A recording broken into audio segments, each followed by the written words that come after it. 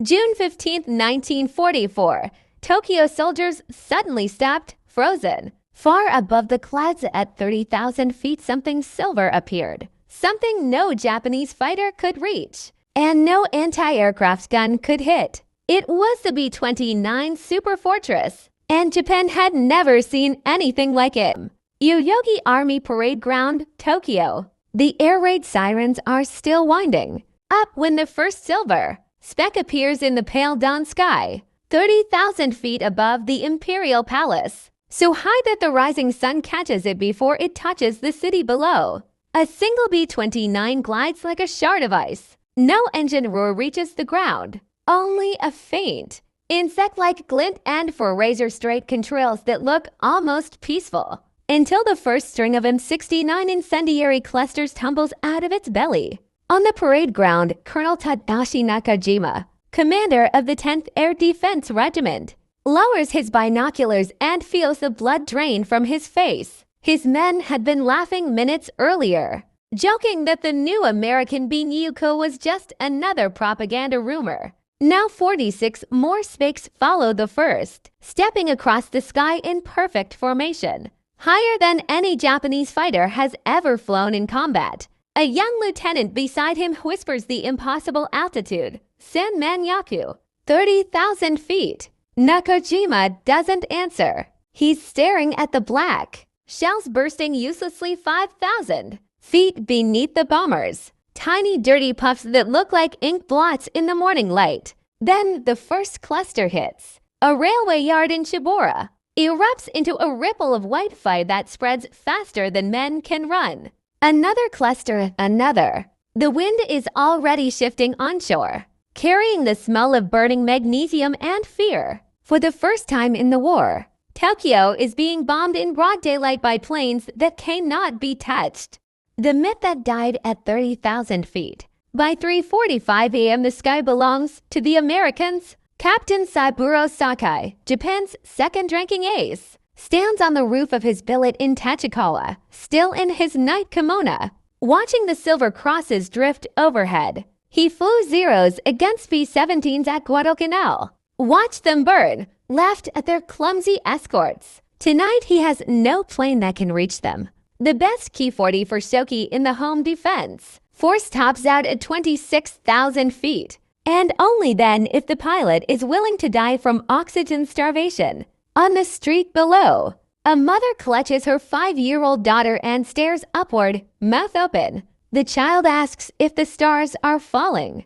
No one answers her. In the Imperial General Headquarters underground bunker beneath the palace, Admiral Matomogaki slams a fist on the map table. For years we were told the B-29 was still experimental. He shouts, for years. The room goes quiet. Every officer present knows the truth now. The Americans didn't just build the impossible bomber. They built hundreds of them, and tonight they are using Japan as a practice range. Radio chatter from the defense squadrons is pure panic. Cannot intercept. Altitude too great. Flak ineffective. Bursting 3,000 meters below. One pilot, Lieutenant Takeshi Meido of the 47th Sentai, actually manages to claw his Ki-80 for up to 29,000 feet. His engine coughs, his vision tunnels, frost forms on his goggles. He never even sees the B-29s, only their contrails. Straight, calm, untouchable. Back over Tokyo, Colonel Charles Youngblood, commanding the 73rd Bomb. Wing from the lead aircraft Dauntless Dottie, thumps the intercom with a comm that hides 3 years of waiting for this moment. Bomb bay doors coming open, boys. Let's remind them what fire looks like from heaven. Another wave of M69 South spills out. 6,000 canisters per plane, each one splitting into 38 napalm-filled tubes. They fall for almost 2 full minutes before they hit. When they do, Tokyo learns what the word firestorm really means. The fire that swallowed a city. 4:12 a.m. the first gust front hits. Superheated air rises so fast it sucks the oxygen from entire neighborhoods. Wooden paper houses, built shoulder to shoulder for centuries, become kindling in seconds. People running from one blaze sprint straight into another.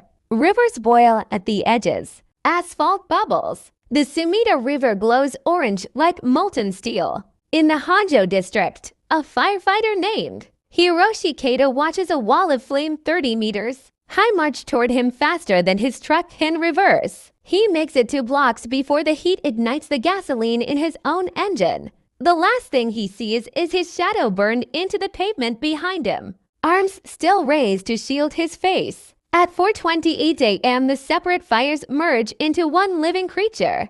Meteorologists later clock the updraft at 800 kilometers per hour. Tornadoes of pure flame spin off the main mass, hurling roof tiles like shrapnel. A streetcar full of refugees is lifted bodily off its tracks and dropped upside down 200 meters away. Up at 30,000 feet, the B-29 crews feel nothing but cold. Tail Gunner Staff Sergeant Anthony Marchioni peers through his blister and sees Tokyo transformed into a glowing sea.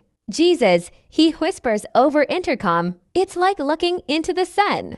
Navigator Lieutenant Raymond Hopp. Halloran marks the target on his chart and writes a single word in the margin. Apocalypse. Back on the ground, Emperor Hirohito is hurried into the palace library bunker, a concrete box barely 10 meters below the lawn. Even there, the temperature climbs past 50 degrees Celsius. His aide, Koichi Kido, watches the emperor's face in the flickering emergency light and sees something he has never seen before: fear. By 5:05 a.m., the bombers are gone, climbing east into a sky now the color of blood. They leave behind 1,800 tons of incendiaries and a city that no longer believes it is invincible. One old woman, barefoot in the ruins of Asakusa, looks up at the fading contrails and says the sentence that will be repeated in 1,000 diaries that night. They came from a place higher than the gods.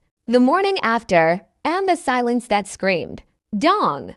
June 15, 1944. The smoke column rises 25,000 feet, so high that the B-29s returning to Saipan fly straight through their own shadow on the way home. On the ground, Tokyo is quiet in a way no living person has ever heard it. No streetcars clang. No vendors shout. No temple bells. Only the crackle of dying embers and the soft thud of collapsing walls. 15 square kilometers have been erased. 125,000 homes gone. Over 4,000 people dead before breakfast, most of them never waking up. Lieutenant General Masakazu Kawabe, commander of the air defenses for the entire Kanto Plain, walks through the ashes of Shibora with his boots melting at the solace. He stops at a school playground where the iron jungle gym has twisted into something that looks like modern art. Children's shoes are fused to the metal bars. Kawabe, a man who once boasted that not one bomb would ever fall on the emperor's capital, stands there for a long time without speaking. When he finally does, it is only 2 words whispered to his aide. Where Washington Makeda? We have lost. In the Imperial Navy's Communications Center, cryptographers intercept the first American press release. Tokyo bombed from extreme altitude. Enemy fighters fail to appear. Anti-aircraft fire completely ineffective. The officer translating it, Commander Minoru Genda, the man who planned Pearl Harbor, reads the line twice, then quietly folds the paper and places it in his pocket. He will carry it for the rest of the war. At 10 a.m., Emperor Hirohito requests a private audience with Prime Minister Tojo. No record is kept of what is said behind the shoji screens. But when Tojo emerges, his face is the color of cigarette ash. 3 weeks later, he will be forced to resign. The first crack in the military government that has ruled Japan since 1932. And in a small house that somehow still stands in Kanda, a 16-year-old girl named Kyoko Tanaka opens her diary with shaking hands and writes a single line that will be read by millions after the war. Today, I learned that the sky has no ceiling and that America lives above it. The myth of invincibility is dead. What comes next is no longer a question of if Japan will fall, but when and at what cost. The Long Shadow of the Silver Phantoms,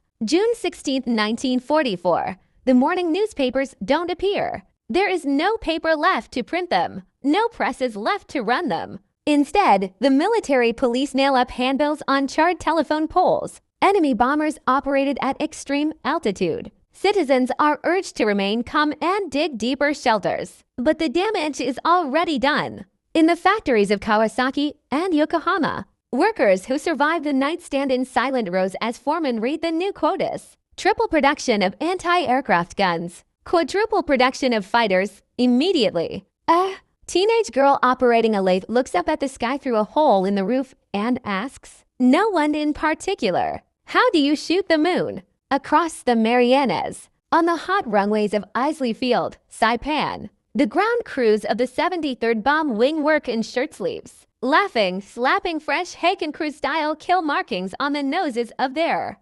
B-29s, not swastikas, but tiny red rising suns. Each bomber already carries a nickname painted in flowing white script. Waddy's Wagon, Dauntless Dottie. The Eddie Allen. They are not weapons anymore. They are angels of the apocalypse with pet names. And the orders keep coming. Every week now. Then every few days. By November, General Curtis LeMay will take command and decide that individual bombs are too gentle. He will strip the B-29s of guns and armor, pack them to the gills with fire, and send 300, 400, 500 at a time. Tokyo, Nagoya, Osaka, Kobe, one by one the wooden cities will vanish under carpets of flames so complete that mapmakers will have to redraw entire wards. But it all began here, on this single June morning when 47 silver aircraft drifted across the dawn like ghosts no